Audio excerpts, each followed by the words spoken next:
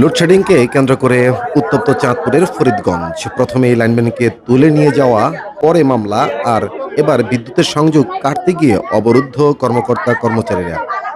চাঁদপুরের ফরিদগঞ্জে বিদ্যুৎ সংকটকে কেন্দ্র করে একের পর এক ঘটনার জন্ম হচ্ছে।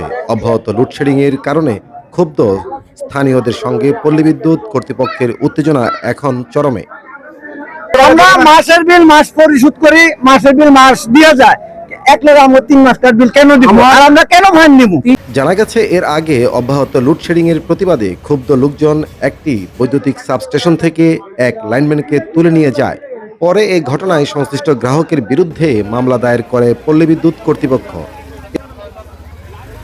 এরপর মামলার আসামির বিদ্যুৎ সংযোগ বিচ্ছিন্ন করতে গেলে আবারও সৃষ্টি হয় উত্তেজনাকর পরিস্থিতি।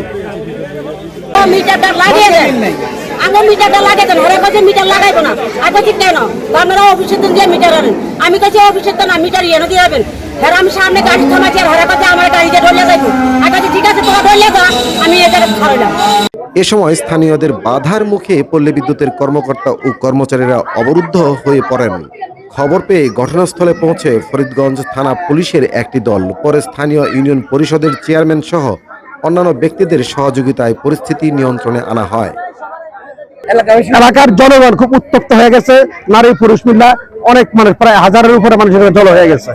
অবস্থার খুব একটা খারাপ সৃষ্টি হয়েছে। এখানে আমাদেরকে ফোন করছে থানার অফিসাররা, এসআইরা ফোন করছে, এখানে আসছি, আইসা পরিস্থিতিটা আমরা নিয়ন্ত্রণ করার চেষ্টা করছি এবং উভয়কে আমরা আশ্বস্ত করছি যে বিদ্যুৎ যাতে এভাবে আমাদেরকে অসুবিধা যন্ত্র থেকে মুক্তি দেয়, সেভাবে আমরা বিদ্যুৎ বিভাগের কাছে আমরা অনুরোধ করছি আপনারা উদ্বোধন করতে হচ্ছে কথা বলে আমাদের বিদ্যুতের সমস্যা সমাধান করেন।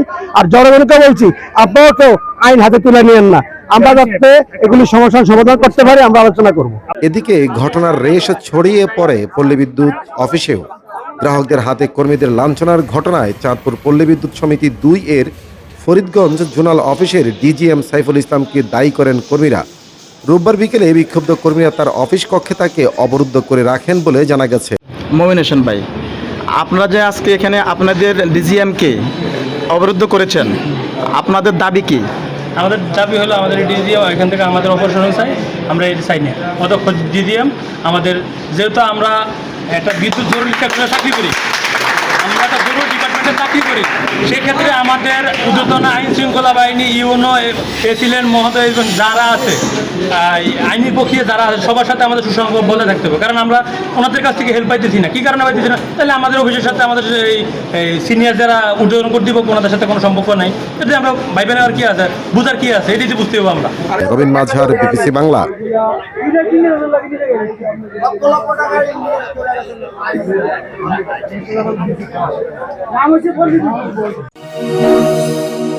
বিবিসি বাংলা, সংবাদের আস্থা।